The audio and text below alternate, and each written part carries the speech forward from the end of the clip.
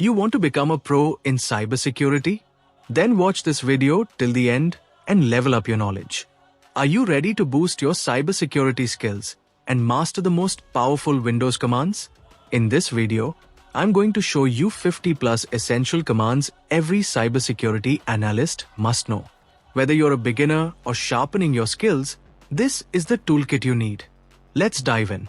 Open your Windows command prompt and learn these commands.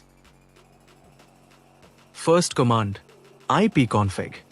When you run the ipconfig command, it displays your system's basic network configuration, including the IP address, subnet mask, and default gateway.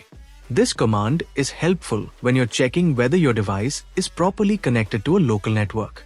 It is also commonly used before and after resetting network settings to verify if any changes have taken effect. Second command, ipconfig all. When you run the ipconfig all command, it provides detailed information about all network adapters, including the MAC address, DHCP status, DNS servers, lease times, and more. This is especially useful for diagnosing advanced network issues such as DNS failures or IP address conflicts.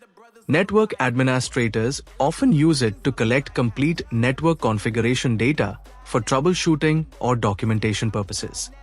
Third command, system info. When you run the system info command, it displays detailed information about your computer system, including the OS version, system manufacturer, processor details, BIOS version, RAM, and more. This command is useful for quickly gathering system specifications without opening any settings or third-party tools. IT professionals and support teams often use it to audit or document system configurations. It helps in identifying system uptime, installation date, and hotfixes, Windows updates installed. It's also useful when preparing for software installations that require specific hardware or OS configurations. Fourth command, netstat. When you run the netstat command, it displays active network connections, including protocol type, local and remote IP addresses, and port numbers. This command is useful for monitoring open and established connections on your system in real time. It helps identify which applications or services are using network ports. IT professionals use it to detect suspicious or unauthorized connections that may indicate malware or intrusion. Fifth command, netstat ANO. When you run the netstat ANO command, it displays active network connections along with the associated process ID, PID, for each connection. This provides more detailed information than the standard netstat command. This command is especially useful for identifying which specific processes or applications are using network connections. It is helpful for troubleshooting network issues by pinpointing the exact process tied to an open port or connection. IT professionals and system administrators use the PID to cross-reference with a task manager or other tools to determine which program is responsible for a particular network activity. It can also be used to detect unauthorized applications or services that are listening on network ports. Sixth command, whoami. When you run the whoami command, it displays the username of the currently logged in user. This command is useful for quickly identifying the active user on a system, especially on shared or multi-user environments. Seventh command, getMAC. When you run the getMAC command, it displays the MAC media access control address of all network interfaces on your system. This command is helpful when you need to quickly find the unique identifier for your network adapters, which is essential for network troubleshooting and device identification. It is commonly used in network setups or when configuring static IP addresses to ensure that the correct device is assigned a specific IP. Eighth command, getMAC/v. When you run the getMAC/v command, it displays the MAC address of all network interfaces along with additional details, such as the network adapter's transport name and the status of the interface. This command is useful for obtaining a more detailed view of the network interfaces, making it easier to identify specific adapters. It is particularly helpful when you need information on a specific interface in systems with multiple network cards or virtual adapters. Ninth command, host name. When you run the host name command, it displays the name of your computer or device on the network. This command is useful for identifying your system within a local network, especially when managing multiple devices. 10th command, VER. VER means version. When you run the VER command, it displays the version number of the operating system currently installed on your system. This command is useful for quickly checking the version of Windows you are using, particularly when troubleshooting or ensuring compatibility with software. 11th command, WinWer. When you run the WinWer command, it opens a window displaying the detailed version of your Windows operating system, including the edition, version number, and build number. This command is helpful for checking the exact version and build of your Windows OS, which is useful for troubleshooting or verifying software compatibility. 12th command, ping/?. When you run the ping/? command, it displays a list of available options and syntax for the ping command, showing how to use it effectively with various parameters. This command is useful for learning more about the different ways you can use ping to troubleshoot network connectivity issues. It can help you understand how to modify ping to test different network parameters, such as packet size or timeout settings. It is helpful for anyone unfamiliar with ping, providing a quick reference for advanced usage and parameters. 13th command, pinggoogle.com. When you run the pinggoogle.com command, it sends a series of Internet Control Message Protocol packets to Google's server to test your internet connectivity and measure response time. This command is useful to check if your computer can reach the internet and confirm if Google's servers are responding. It provides important metrics like latency, time in milliseconds, and packet loss, helping identify network delays or disconnections. IT professionals use it as a first step in diagnosing internet connectivity problems. If the command fails, it usually indicates issues with DNS resolution, network cables, router problems, or internet outages. 14th command, tracert. When you run the tracert command, it shows the path that packets take from your computer to a destination on the network, displaying each hop along the route. This command is helpful for identifying where delays or failures occur between your system and a target server. It shows each intermediate router the packet passes through, along with the response time from each hop. 15th command, tracertmicrosoft.com. When you run the tracertmicrosoft.com command, it traces the exact route your system takes to reach Microsoft's server, showing each hop and how long it takes to reach each one. This command helps you verify if your connection to Microsoft is stable and whether any routers between you and Microsoft are causing slowdowns. It can reveal whether connection is breaking or experiencing delays if you're having trouble accessing Microsoft services. Network admins use it for diagnosing access issues specific to well-known domains or services. It also gives insight into how your ISP routes traffic to global services like Microsoft. 16th command, tracertgoogle.com. When you run the tracertgoogle.com command, it traces the route your system takes to reach Google's servers, showing all intermediate network devices along the way. This command is helpful for diagnosing where a network delay or failure is occurring between you and Google. It displays the response time of each hop, allowing you to identify potential bottlenecks or timeouts. Useful for verifying your ISP's route to global internet destinations like Google. Helps confirm whether the issue is on your end, your ISP's network, or further upstream. 17th command, nslookup.google.com. When you run the nslookup.google.com command, it queries the DNS, domain name system, to resolve Google's domain name into its IP address. This command is useful for testing DNS resolution and verifying that domain names are correctly translating to IP addresses.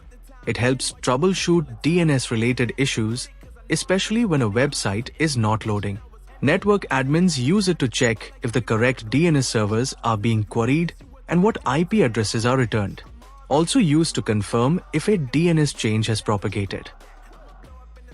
18th command, tasklist. When you run the tasklist command, it displays a list of all currently running processes on your system, similar to what you see in the task manager. This command is helpful for monitoring active applications and background processes directly from the command prompt. It shows details such as process names, process IDs, PIDs, and memory usage. IT professionals use it to identify suspicious processes, troubleshoot performance issues, or terminate tasks using taskkill. It is especially useful in scripting or remote system administration where Task Manager isn't available. 19th command, taskkill /imfirefox*/f. When you run the taskkill /imfirefox*/f command, it forcefully terminates all processes with names that start with Firefox, such as Firefox browser processes. /im stands for image name, and Firefox * uses a wildcard to match all related processes. /f forces the termination even if the process is not responding or cannot be closed normally. This command is useful when an application like Firefox becomes unresponsive or needs to be closed from the command line. 20th command, diskpart. When you run the diskpart command, it opens the disk partition tool, a powerful command line utility used to manage disks, partitions, and volumes on your system. This command is useful for creating, deleting, formatting, and resizing partitions on internal or external drives. IT professionals use it to initialize new disks, assign or remove drive letters, and clean or convert disks between MBR and GPT. It offers more control than disk management, GUI, especially useful during system setup, recovery, or advanced troubleshooting. Next command, tree. Run the tree command. It displays the folder, directory, structure of the current drive or path in a tree-like format.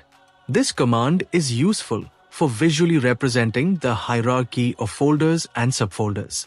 It helps users and administrators quickly understand the organization of files within directories. Next command, treed-m-. You run the treed-m- command. It displays the entire folder structure of the D drive in a tree-like format. This command is useful for getting a visual overview of how folders and subfolders are organized on the D drive. It helps in quickly identifying the depth of directory nesting and spotting how files are grouped within the drive. Next command, attrib. You run the attrib command. It displays or changes the attributes of files and directories like read-only, hidden, system, and archive. Useful for making files hidden or visible, or preventing changes to sensitive files by setting them to read-only. Common in virus removal steps to unhide files or remove malicious hidden system attributes. Next command, compact. You run the compact command. It shows or modifies the compression status of files and directories on NTFS file systems. Useful for freeing up disk space by compressing large folders or files. Next command, gpupdate. You run the gpupdate command. It forces an immediate update of group policy settings on a local or remote computer. Helpful when changes to group policy are made and you don't want to wait for the system to update automatically. Next command, netuser. You run the netuser command. It displays user accounts on the system or allows you to create, delete, or modify them. Useful for managing local users directly from the command line. Next command, netlocalgroup. You run the netlocalgroup command. It displays or modifies local security groups on the system. useful for adding users to admin groups or managing group memberships. Next command, netstat. You run the netstat command. It lists or starts services on the system. Useful for manually starting Windows services. Next command, sc. The sc command is a powerful tool to communicate with the Service Control Manager to manage services. Useful for starting, stopping, configuring, or querying services. Can be used in advanced scripting or automation tasks. Next command, squery. You run squery. It displays the status of services on the system. Useful for checking if a service is running, paused, or stopped. Next command, regquery hklm/software/run as. This command queries the Windows registry at the specified path under hky_local_machine. Useful for checking startup entries or program-specific configurations. Can be used in audits or malware investigation to detect suspicious registry changes. Next command, run as. When you run the run as command, it allows you to execute a program or command under a different user account, typically with elevated or administrative privileges. Useful for running tools as an administrator without switching user sessions.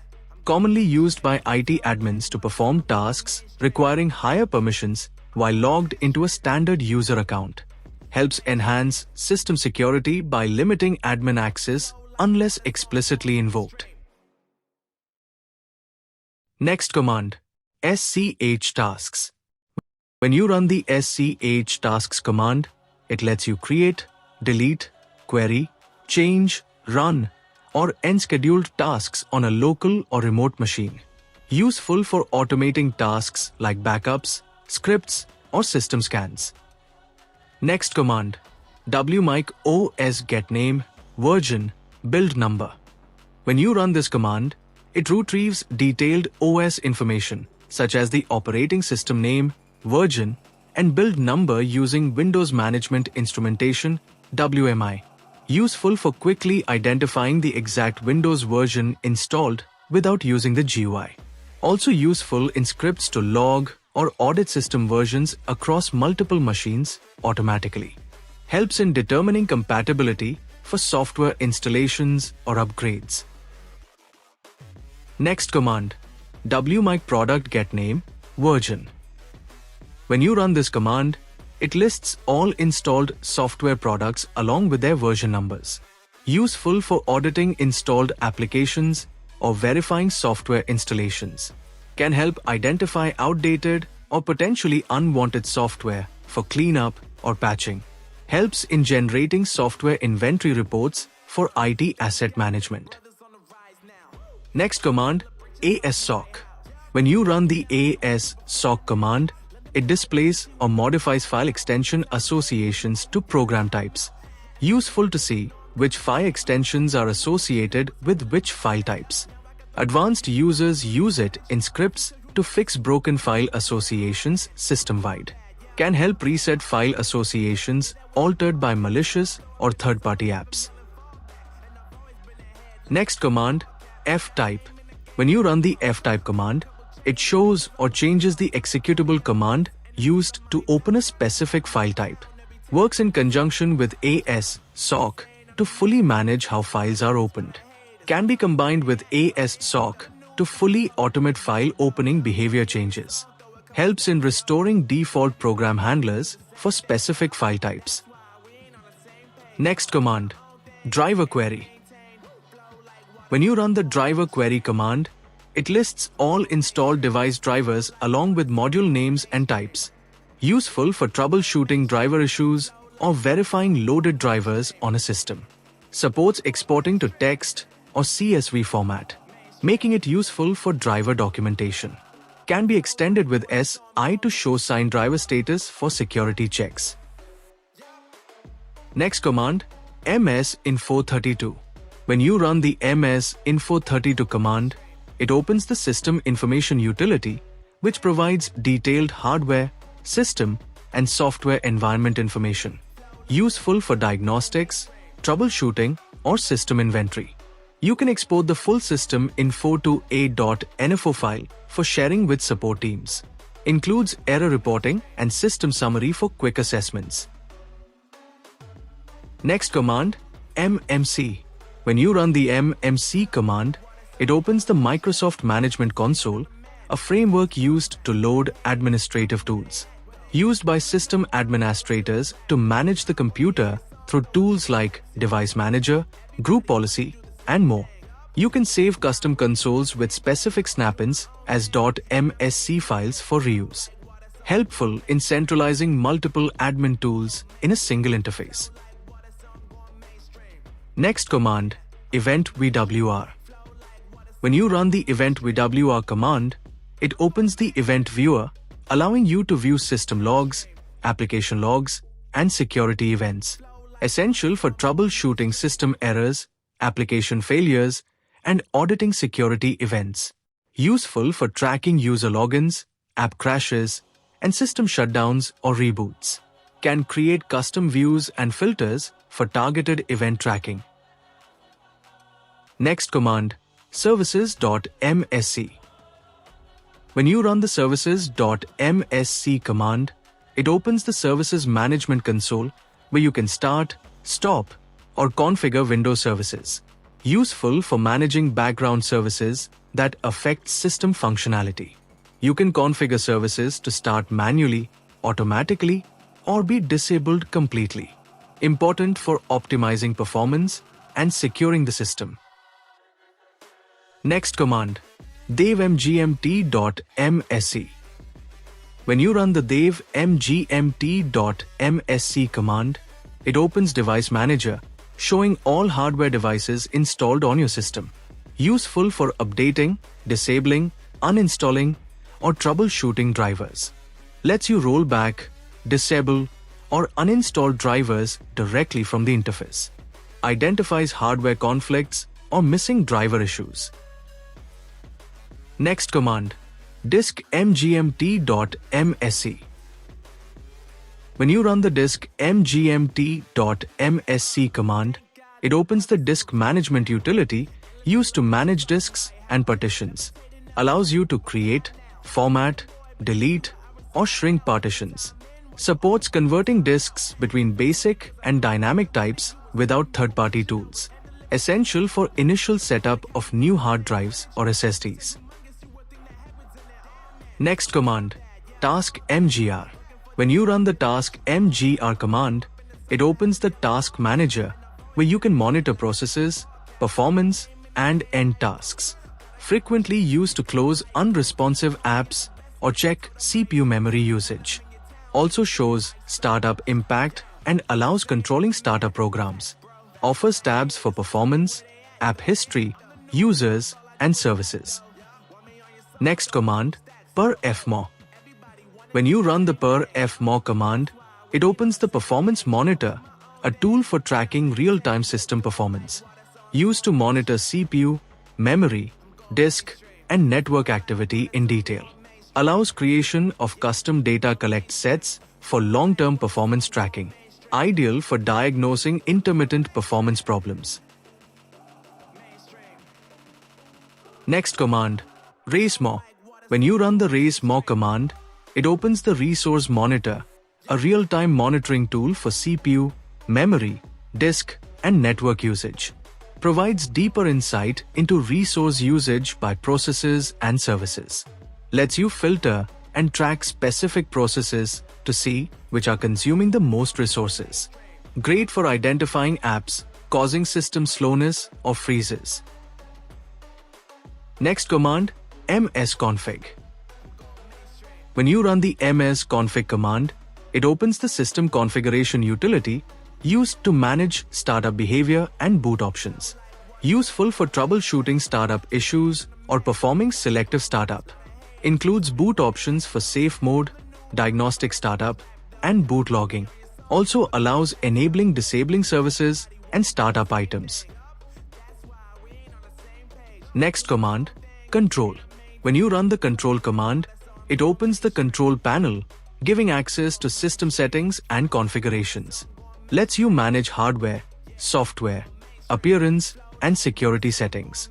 Accepts arguments to open specific panels directly, like control printers. Provides access to legacy configuration tools not in modern settings app. Next command, mstsc. When you run the mstsc command, it launches the remote desktop connection utility, used to connect to another computer using the remote desktop protocol RDP. Supports saving connection settings to RDP files for quick access to remote systems.